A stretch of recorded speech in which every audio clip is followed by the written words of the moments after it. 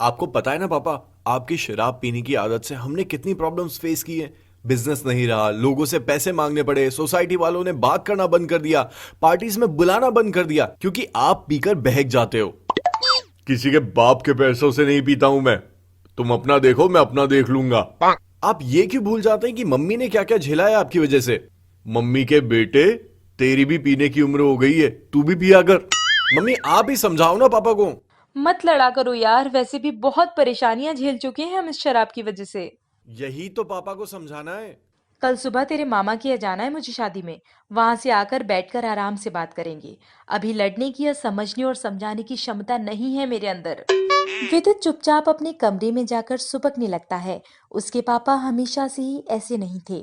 बस कुछ लोगों की गलत संगत में पड़कर उन्होंने शराब शुरू की, फिर जुआ, फिर घर के पैसे बर्बाद हुए और जेवर तक बिक गया और घर भी बेचना पड़ा।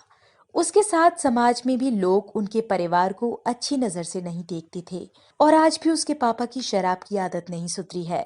अगले ही दिन सुबह मम्मी, पापा आपको बाय बोलने भी नहीं आए, वो सुबह सुबह ही पीना शुरू हो गए। तू तो आया है ना, काफी है। आपको पता है कि पापा सही नहीं कर रहे हैं, फिर भी आप उनको कुछ नहीं बोलती। जब पहली बार उन्होंने शराब पी थी, अगर तभी आपने ऑब्जेक्शन लिया होता तो शायद हमारी लाइफ इतनी खराब नहीं होती। बहुत ट्राई किया है बेटा, बहुत ज्यादा। पर अब मैं बाहर जा रही हूँ, अभी मेरा मूड ना खराब मत कर। ठीक है। और सुन, प्लान कर ले, अक्टूबर चल रहा है, नवंबर और दिसंबर पूरा घूम सकते हैं हम साथ में। घूम के क्या हो जाएगा। पूरा इंडिया घूमेंगे। ऐसे मौके मिलेंगे ही जब हम पापा को समझा सकेंगे कि शराब से ज्यादा परिवार जरूरी होता है। मम्मी वहां से चली जाती हैं और विदित अपने कमरे में वापस आता है। वो बैठकर लैपटॉप में अपना काम ही कर रहा होता है, तभी उसका फोन बज उठता है। हेलो, मैं मानिक हॉस्पिटल से बोल रही हूँ। आपकी मम्मी का एक्सीडेंट हुआ है। एक बाइक वाला उनको लेकर आया, उनके फोन से आपका नंबर मिला।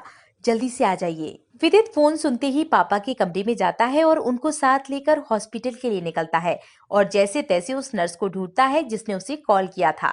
नर्स, अभी आपने कॉल किया था। हाँ विदित, मैंने ही कॉल किया था और मैं तुमको कोई फॉल्स होप नहीं देना चाहती। मम्मी की हालत बहुत ज्यादा खराब है और बहुत ही ज्यादा क्रिटिकल।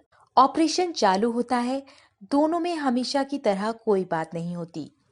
डॉक्टर बाहर आता है। पापा पूछने के लिए खड़े ही होते हैं कि अंदर क्या चल रहा है, लेकिन डॉक्टर का उतरा हुआ चेहरा देखकर समझ आता है कि मम्मी को बचाया नहीं जा सका। करीब 1 महीना हो गया। दोनों में कोई बात नहीं हुई थी। विदित को लगा था कि शराब में बूढ़े पापा को माँ की मौत का दुख नहीं है, लेकिन एक रात वो अपने पापा को कमरे में रोते हुए देख लेता है। तुमको नहीं जाना था, मैं बहुत अकेला हो गया हूँ। बेटे से बनती नहीं है। तुमसे ही बात होती थी, तुम मुझे बोलती कि तुम मुझे ऐसे छोड़ के चली जाओगी तो मैं शराब फेंक देता। विदित को पापा की हालत पर तरस आ जाता है। वो अंदर जाकर देखता है, पापा माँ की तस्वीर के सामने बैठकर रो रहे हैं। मैं दरअसल ये कहने आया हूँ कि 2 दिन बाद मैं माँ की अस्थियाँ लेकर पूरे देश में घूमने जाऊँगा। उनकी आखिरी इच्छा थी कि हम सब साथ में घूमें। मेरी भी टिकट करवा लेना। करवा ली है, और शराब भी रख ली है आपके लिए।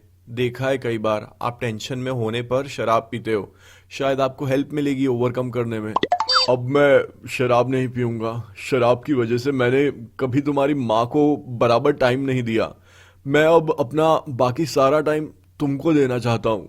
विदित पापा को गले लगा लेता है। उनके बीच सब ठीक हो जाता है। कुछ दिनों बाद दोनों अस्थि कलश ले जाकर साथ में घूमने जाते हैं और विदित अपनी मम्मी के साथ में घूमने की इच्छा पूरी कर देता है।